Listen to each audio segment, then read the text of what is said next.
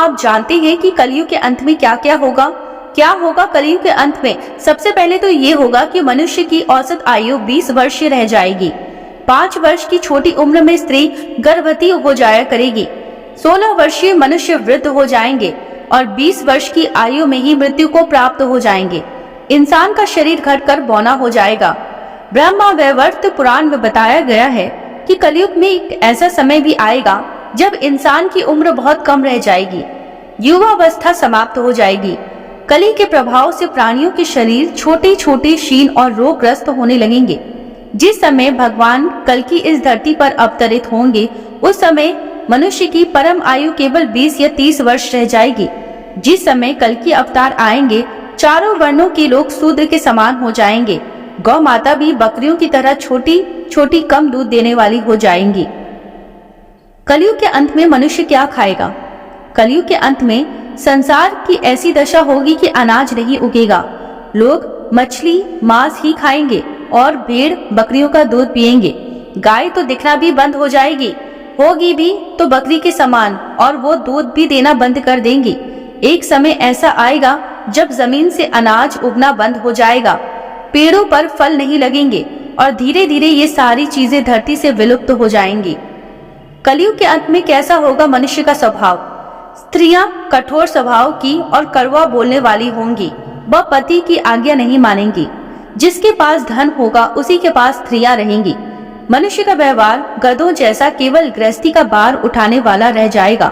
लोग विषय भोग में लिप्त रहेंगे। धन कर्म का लोप हो जाएगा।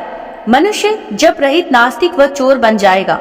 सब एक दूसरे को लूटने में लगे रहेंगे। कलयुग में समाज हिंसक हो जाएगा। भीड़ में लोग आएंगे और एक मनुष्य की जान ले लेंगे। जो लोग बलवान होंगे उनका ही राज चलेगा। मानवता नष्ट हो जाएगी। रिश्ते खत्म हो जाएंगे। एक भाई अपने ही भाई का शत्रु बन जाएगा। एक हाथ दूसरे हाथ को लूटेगा। पिता पुत्र का और पुत्र पिता का वध करने में भी संकोच नहीं करेंगे। अपनी प्रशंसा के लिए लोग बड़ी बड़ी बातें बनाएंगे, किंतु समाज में उनकी निंदा होगी। कलयुग के अंत में कैसा होगा मनुष्य का धर्म? कलयुग में लोग शास्त्रों से विमुख हो जाएंगे। अनैतिक साहित्य ही लोगों को पसंद आएगा। बुरी बातें और बुरे शब्दों का ही व्यवहार किया जाएगा। स्त्री और पुरुष दोनों ही अधर्मी हो जाएंगे।